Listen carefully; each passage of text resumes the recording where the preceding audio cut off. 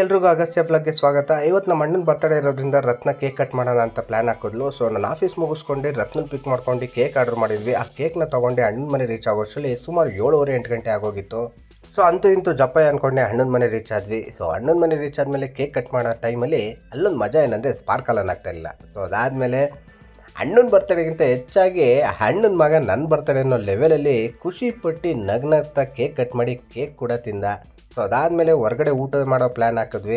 ಅಲ್ಲಿ ಬಾಳೆ ಎಲೆ ಊಟಕ್ಕೆ ಹೋಗಿದ್ವಿ. ಅಲ್ಲಿ ಬಾಳೆ ಎಲೆ ಅಂದ ತಕ್ಷಣ ರತ್ನಂಗೆ ಸ್ಪೆಷಲ್ ಅನಿಸುತ್ತು. ಏನಿದು ಏನು ಮಾಡಬೇಕು ಅಂತ ಕೇಳ್ತಿದ್ದು. ಸೊ ಅದೊಂದು ಮಜಾ. ಅದ್ರ ಜೊತೆಗೆ ಸ್ಟಾರ್ಟರ್ಸ್ ನಾವು manchow soup, tomato, gobi manchuri, tomato soup ಕೂಡ ಆರ್ಡರ್ ಮಾಡಿದ್ವಿ. ಸೊ ಎಲ್ಲ ಊಟ ಆದಮೇಲೆ ನಿಮ್ಗೆ ಗೊತ್ತಿರೋಂಗೆ ಹೆಣ್ಮಕ್ಳು ಅಂದರೆ ಐಸ್ ಕ್ರೀಮ್ ಅಂದರೆ ಹೆಣ್ಮಕ್ಳು. ಸೊ ಹಂಗೇನೆ ಫಾಲೋದಾ, ಬಟರ್ ಸ್ಕಾಚು, ಚಾಕ್ಲೇಟು, ವೆನಿಲಾ ಅಂತ ಹಿಂಗೇನೆ ತುಂಬ ವೆರೈಟಿ ಆಫ್ ಐಸ್ ಕ್ರೀಮ್ನ ಆರ್ಡರ್ ಮಾಡಿ ನನಗೆ ಸಾಕಾಯಿತು. ಆದರೆ ನಮ್ಮ ಮನೆ ದೇವರು ಫುಲ್ ಬ್ಯಾಟಿಂಗ್ ಮಾಡಾಕ್ಬಿಟ್ರು ಮತ್ತೆ.